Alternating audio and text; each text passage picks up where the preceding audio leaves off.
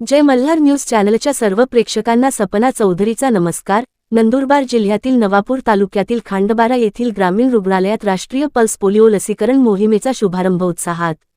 नंदुरबार जिल्ह्यातील नवापूर तालुक्यातील खांडबारा येथील ग्रामीण रुग्णालयात राष्ट्रीय पल्स पोलिओ लसीकरण मोहिमेचा शुभारंभ उत्साहपूर्ण वातावरणात करण्यात आला। या मोहिमेअंतर्गत 0 ते 5 वर्षे वयोगटातील सर्व बालकांना पोलिओ प्रतिबंधक डोस पाजून त्यांचे आरोग्य सुरक्षित ठेवण्याचा संकल्प करण्यात आला।